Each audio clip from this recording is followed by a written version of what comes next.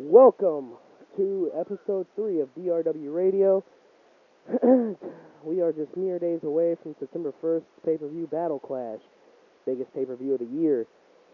Headline matches are like the Undisputed Championship on the line and the Barbed Wire Mayhem Massacre between the DRW Undisputed Champion Austin Uhas defending against Chris Zero, THB, Tyler H, and DMG, all squaring off for the DRW Championship and more.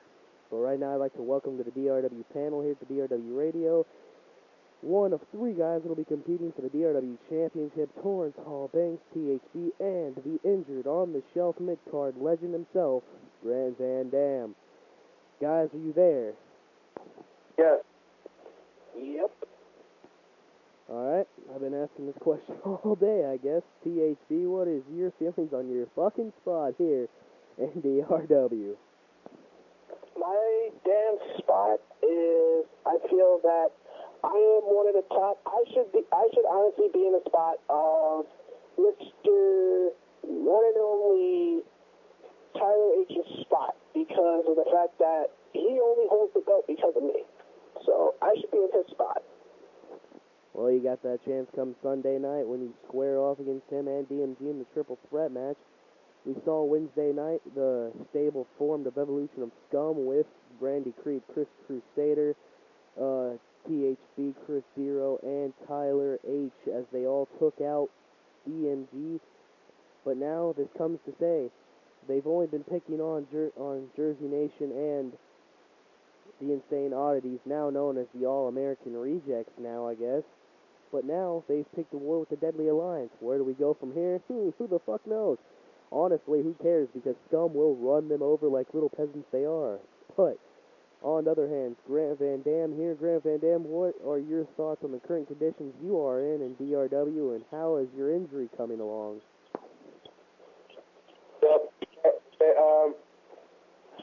Injury has stopped from competing in the ring and doing in-ring promos, but after seeing all these THB, TMP, all this bullshit that's happening around in the DRW, my shit is to my own and the Johnny Cat himself.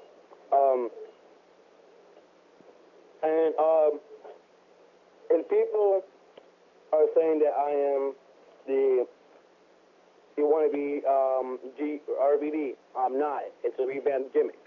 People understand your ownings of WRP and EFED. And to get to know me, you must face me. And you heard it last night that I am going to face Michael Eden, a.k.a. Bully Ray, for the briefcase in the upcoming pay-per-view. If Bully Ray still has that briefcase after Battle Clash, he made it noticed on DRW Radio last night on the second or first, I think it was the second episode, yeah, where he said that very soon, he'll be cashing that briefcase in. When, where, and how, nobody knows, only he does. Now, he's talked about the upper board members, and we know when it's going to happen, but nobody will until it happens. Stay tuned to find out. Let me take this time out to send a sponsored message real quick. This Sunday night, live on pay-per-view and on the DRW app and anywhere where you can buy pay-per-views and probably on websites, there will be the DRW pay-per-view when DRW presents Battle Clash, September 1st, 2013, this Sunday. Order your pay-per-view live. Don't miss the great action and the in-ring competitors. The featuring pay-per-view will feature THB, Tyler H, DMG, Chris Zero, Austin Uhas, Firestar Hart, and Kid Crush, and many others. Don't miss the epic matches, the epic title matches in the history soon to take place at that pay-per-view. Now, back to the interview. We still have THB and GVD here. THB, we've been talking about this all week long. It's been a real buzz as of late. Carnet Court talking about the wrestlers being fake with their characters and how he never runs the same character twice. Now, in my honest opinion, hey, you don't want to run the same character, you're never going to be known as one guy. And you'll never have true accolades. Carnet Gort thinks EFED's kind of fucked up right now. I think it's the best it's ever been, and we are on fire in DRW. But Torrance Hall Banks, kind of want to get your opinion about it. What's your opinion on what Carnet Court said? Before I go on to that moronic, idiotic, stupid moron, Chris Zero, don't we have an announcement to make about the next pay-per-view? Oh, yeah, I almost forgot, man. Thank you for reminding me. September 15th, Proving Ground, the second ever Battle Storm. Now, for those of you who never seen NWC and never seen the first ever Battle Storm, 10 guys will be locked inside a asylum in a elimination style kind of battle royal. Now, the only way to eliminate your opponent is to make them not be able to answer the count of 10. And then, when it is down to the final 2 men, you must climb up to the top and out of the asylum. Torrance Hall Banks knows all about that. He was in the first ever Battle Storm, and he won the whole damn thing. Now, the winner of Battle Storm, just like any other Battle Storm that's happened, will receive a shot at any major championship at Natural Destruction. They have until the week before to announce it. Now, after Battle Clash, there will be announcements of who the 10 men will be in the match. But Torrance Hall Banks, you said you wanted to be able to... You brought the idea to me, and I want to thank you. I almost forgot all about that epic match, and you got to add that epicness into Proving Ground. And that also brings me to the Carnet Court thing. Now that we got that out the way, what's your personal opinion about that? My whole opinion is, okay, first off, Carnet Court needs to shut up.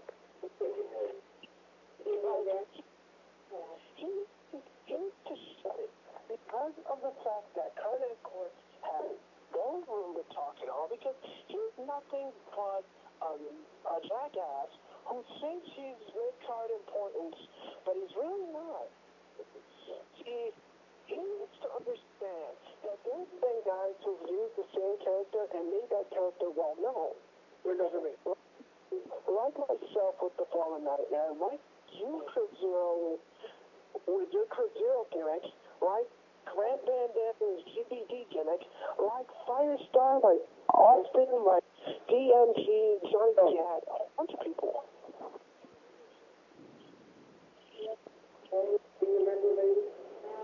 Well, see, so now that we got that out the way, I kind of wanted to announce to the world that as of now, 2 guys have left the DRW roster unannounced until after they left.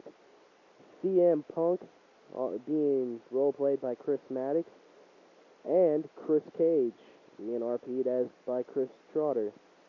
Both men left without warning. Both men did not care to let anybody know. Both men just left unannounced, left us high and dry. THB, what are your personal opinions about it?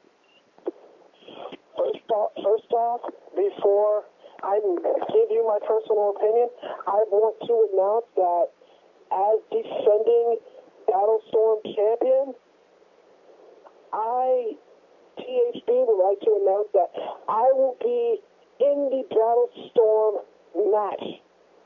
First man in will be THB in the Battlestorm match, because I felt that there needed to be a second one, because I never got a chance to defend my championship. So I'm going to enter myself in the Battlestorm match. No ifs, ands, or buts about it. Oh, major announcement there by Torrance Hall Banks. Now, your personal opinion regarding the CM Punk Chris Cage leaving of DRW. The CM Punk thing, I've never stepped in the ring with him. I've never been in the ring with him. I don't know anything about him. But the Chris Cage thing, on the other hand, it's a shame. It's a real shame because of the fact that me and him, we've stepped in the ring together. We've gone to war together over the championship. We were both in the Brotherhood together, in NWA together. And it's just a damn shame that a friend of mine would leave like that without anyone noticing and knowing about him just up and leaving like that. Yeah, he's telling me I had great plans for him in storyline-wise, and he just up and and left just like that. But now we got to move on to the topic. I guess Grant left the conversation. I guess we got to move on to the topic of September 1st, of where everybody stands.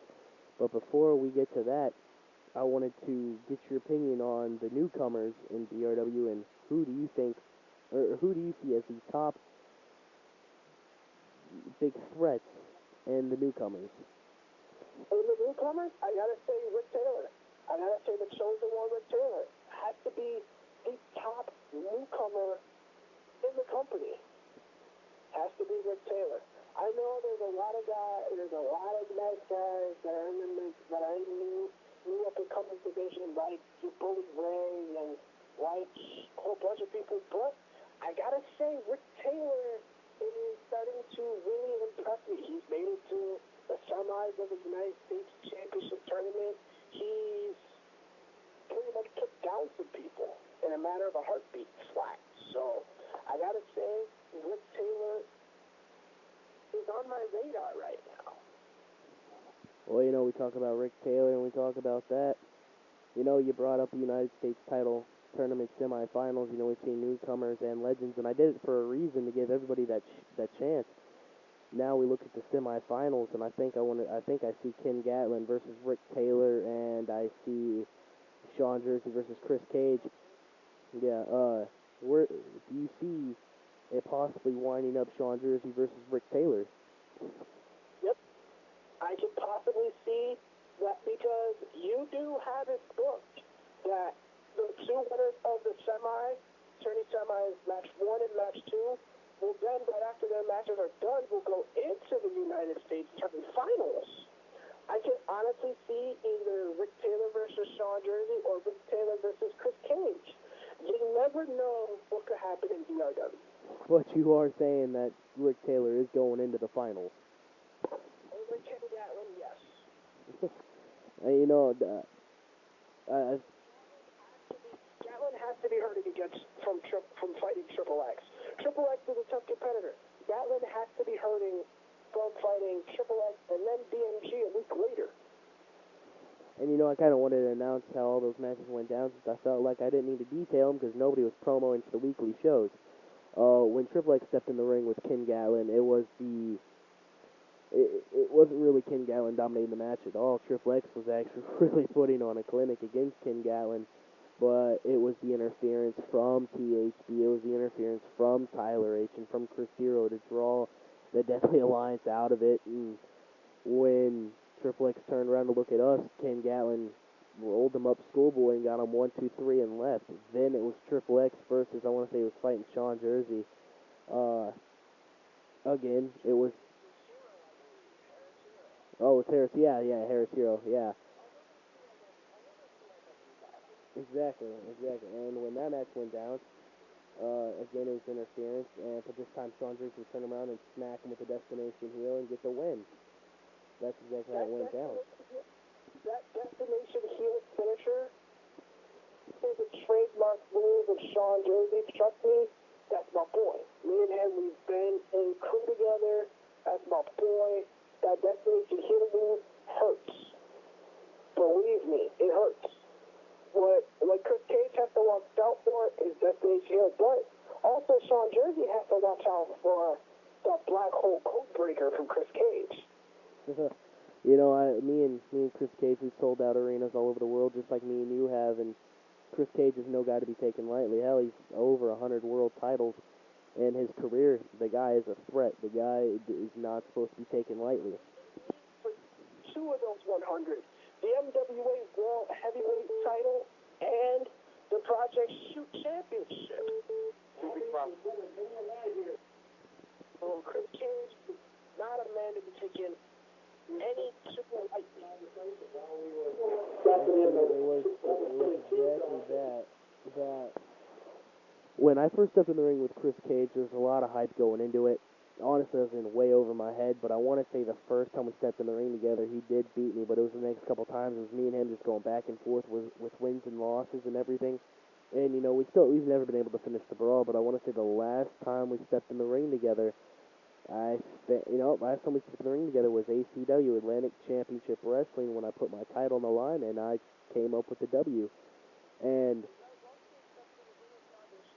when I was general manager of the Monday Night Show, you guys stepped in the ring a couple of times. Yeah. Great.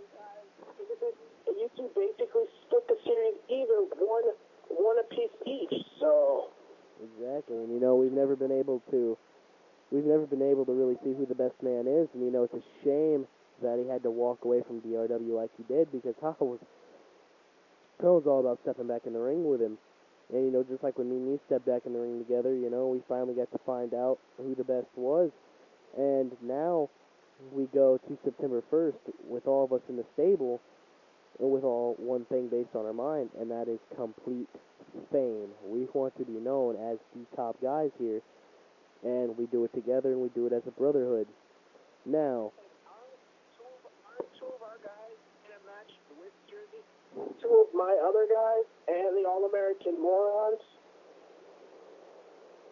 thinking they're a band called the All-American Rejects, 2 out of 3 falls elimination match for the tag belts. Oddities, Scum, and Jersey Nation all are DRW Tag Team Championship match. And I'm also going to step right into prediction mode here. The opening is the semifinal and up to the finals of the DRW United States title tournament. You done said Rick Taylor is going into the finals, but the question is, will it be Sean Jersey or will it be Chris Cage? My personal opinion, it will be Sean Jersey. And but the question is, Sean Jersey also has to watch out for evolution of Scum. He has to watch out for those guys as well as Rick Taylor, because Rick Taylor's spear is very devastating and it hurts. So you never know what's going to happen with Sean Jersey, Rick Taylor finals, U.S. title turning finals. My prediction: first U.S. champion, Rick Taylor, the chosen one. Well, there you go. There's the predictions right there. And then, you done said you think Jersey Nation might be walking out as the DRW Tag Team Champions. My personal opinion is it's Scum. Scum's got to take it, Scum, we look really strong, but so does Jersey Nation. It could go either way, but I'd really love to see Scum take the tag team titles. All-American Rejects, or Insane Oddities, whatever the fuck they're calling themselves now, are the first ever DRW Tag Team Champions. They got the easy part done and won it. Now they have to prove that they are the better tag team in defending it. Now, THB with his new monster gimmick, there's a choice there between Jersey Nation and Scum. Which side is he truly on? Which side is THB on? And we'll find out September 1st, but then we move on to the Global Championship match between another Jersey Nation member, TMP, and the defending Global Champion, Dax. We've seen the first time they fought at Aftermath, we saw Dax take the DRW Global Championship. Do you feel that Dax is looking strong going into it, or do you think TMP might get the title back? I honestly think that Dax right now, currently, is like unstoppable at the moment. It's going to take TMP and an army of men to take him down and out for the championship. But my question is, where does Dax's loyalty lie? Do they lie with the Deadly Alliance, or is he neutral? We will know and find out at September 1st what's going to happen with the DRW Global Championship match. Yeah, that's always been the question. Who is Dax with? Is he with Scum? Is he with the All-American Rejects? Is he with Jersey Nation? Is he with the Deadly Alliance? Only time will tell. But Jim Cornette made an announcement earlier this month that as of September 2nd, 2013, that Triple X and Harris Hero are a tag team, are going in as the Deadly Alliance, and they will be competing for the DRW Tag Team Championship. My question is, where would they impact in the DRW Tag Team Championship picture? I honestly think that they would impact at the very top of the division because of the fact that, okay, you got Insane Oddities, Scum, and Jersey Nation and everything, I honestly believe that if they can take out Jersey Nation, they're the only two members of Jersey. The only Jersey Nation member left would be THP. But the question is, where does THP loyalty lay? Do they lay with Abolitionist Scum? Do they lay with Jersey Nation? Could he be working with the Deadly Alliance, or could he be working with Insanity? We won't know until September 1st when the pay-per-view hits. But also, there's also an anniversary this coming weekend. And that very important anniversary is THP's 1-year anniversary. Could this be the shift of THP? You know, we've seen you play many roles, a heel and a face. Do you have any spoilers of where you're going to be at, a heel or a face, September 1st? September 1st? I don't know right now because I am a tweener at the moment. I do have some face and some heel tendencies, but all I have to say is that there may be a major heel turn for THP or a major face turn for THP. We won't know until Dungeon of Doom. Does he lie? Does his loyalty be with Tyler H? Is it with DMG and the Deadly Alliance, or does he walk to the beat of his own drum like AJ Styles does? We won't know until September 1st. What we do all know is that when Chris Hero and Tyler H did come out and attack DMG in Buffalo, we don't know because DMG did get the crowd behind her somehow because it's my hometown and somehow, but we won't know until the 1st. But there may be a major heel turn on the horizon for THP in DRW. Well, there you go, fans. You've been bugging me all week long of where he stands, and you know, what nobody knows is we actually have a huge fan base in the wrestling world as of late on Twitter and everything. Tweet me at EpicFreak13. Soon to have DRW's own page up, and the question has always been, you know, heel turns, face turns. You know, we got to move on to the we've already talked about the television championship match. Major thing might be going down there, but now we go to the DRW World Heavyweight Championship, or the DRW Championship match. We've already talked about that. And now we got to move on to the DRW World Heavyweight Championship match between Firestar Hart. Prediction for the DRW Championship Triple Threat Dungeon of Doom. All right. Well, you want my prediction? Well, you know, Tyler H at Aftermath. You know, it was no secret that THB helped him win that championship because THB did not want DMG as champion. He wanted somebody else, so he picked Tyler H. Granted, he could have chosen anybody, but he did choose Tyler H. So, you know, is Tyler H truly a champion? Only time will tell. Honestly, I fought Tyler H all over the world as well. Tyler H has put me out in CRW before. Tyler H is looking strong, but you get THB and they're hungry for his first championship win here in DRW. He could also get the job done.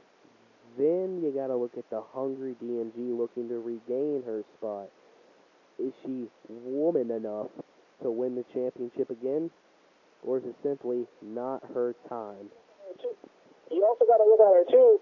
Think about it, too. During one of THB's promos, he brought out the chair that he used that hit her in the back of the head with the steel chair. Aftermath, the reason Tyler H won the belt was because of a steel chair shot to the back of the head that caused Scum to come out and get into a fist fight with THB to begin with. But then you also look at it too, it wasn't just me who attacked her either, it was Kenneth Gatlin, so...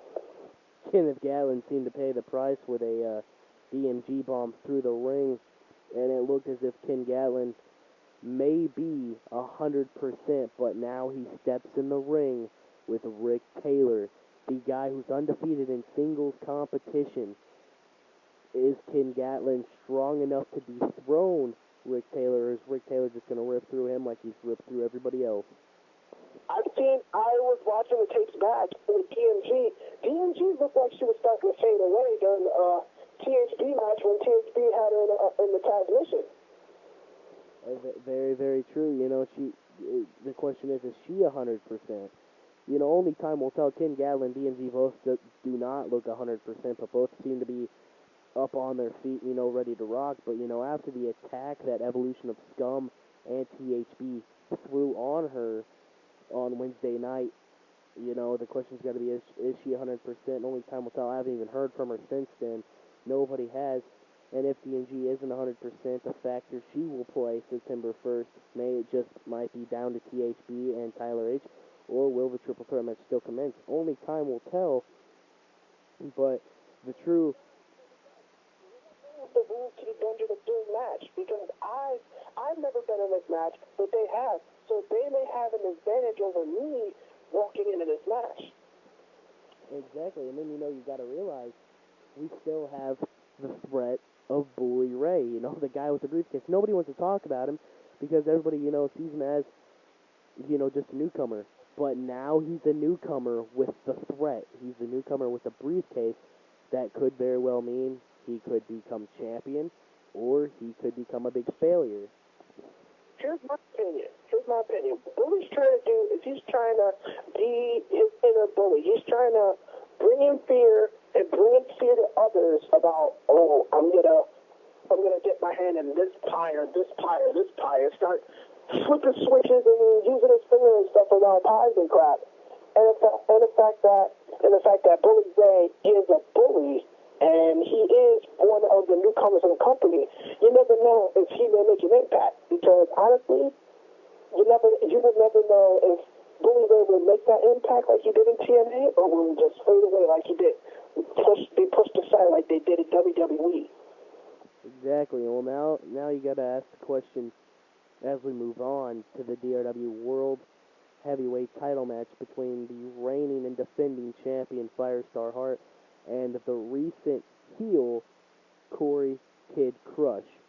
Kid Crush, you know, it shocked the world when he went heel and Kid Crush bombed Firestar Hart, and he made a very simple point. I'm here to stay. He's here to become a champion. We have heard nothing from Kid Crush. He said, I'm here, I'm in your face, and I'm taking your title, and that's all you have to say. Exactly. He was in his face, and he dropped him like he was nothing. I'm very proud with how Kid Crush handled it, and, you know, the promo he cut was very, very good. We yet to hear from Firestar Hart on Kid Crush. You also got to say it, too. THB cut a very impressive promo, using props, asking his fans do they know who he is, you know, stuff like that. And he was getting a very good, positive reaction with the fans in his hometown. He was getting very good reaction with everybody. Like, when he was in the ring with Jersey Nation, when all three of them were cutting their promos on their opponents and stuff, THB took a lot of time on the mic, but he was getting a positive reaction, and he brought out the prop that he used to cause DMG the championship with. That was the steel chair that had a big-ass dent in the middle of it. Now, my question is, would that chair play a big role or a big page in the DMG match? In the WWE match? Now with the whole Kid Crush situation, Kid Crush cut a very effective promo. I faced Kid Crush myself in my career. I faced him in CRW. I did. I'm impressed. Kid Crush has got my attention and he's impressed me. You know, he's always impressed me, and, you know, he's like a brother to me, and, you know, see him rise to the occasion like that, does me very, very, very proud. But, you know, now we move on to the main event. Now we move on to the headline match. You know, Chris Zero and Austin Uhas' Barbed Wire Mayhem Massacre. Explosions, barbed wire. Hold on. I'm surprised that Austin Uhart has lasted this long as champion because I didn't. The thing is that I did not target him as world champion. I didn't target him to be my next victim in the title, in my title change. I did not target Austin Uhart at all, which I'm surprised at the fact that I didn't do that. You know, that's also very true. You know, you didn't target Austin, but now, you know, the question is, yes, he's stepping in the ring with the Eater of Worlds, Chris Hero. It's Guardian versus Eater of the Worlds. Both men cutting very crafty promos. You know, both men just giving it all they have into this. But, you know, the question is, if they do beat the unholy hell out of each other, if one guy does walk away as champion, they're still Bully Ray. You know, in every title picture you look, Bully Ray is there. Every championship is on their toes about this. Every champion, whether they want to say it or not, is very, very nervous because Bully Ray could, bam, just like that, take the title. I'm not nervous because I addressed the situation already. I told THP, basically told Bully Ray, look, you cash in on me, I will make your life a personal hell. I will not stop and I will not rest until I win the championship. I basically told him that if you decide to cash in on me, I will make your life hell. I will make you miserable in your own life. So, basically speaking, I addressed it. I'm not surprised that any other champion wouldn't address the Bully Ray situation at all. Because if you think about it too, if a lot of champions address the Bully Ray situation, they wouldn't be afraid of Bully Ray at all. Well, there you have it, folks. That's all the time we have tonight. I'd like to tell you guys again to order Battle Clash September 1st, 2013. I'd like to thank THB, and Grant Van Dam did join us earlier for the interview. Look, I got one more thing. To Garnett Court, I am issuing you a challenge for next week's show. You want to call people fake? You and me, let's step in the ring together. Mano and mano, man versus boy. There you have it, folks. THB issuing the challenge since Garnett Court. We'll see you guys later tonight on episode 4. THB, I'd like to thank you for joining us, and we'll see you next time. All right, man.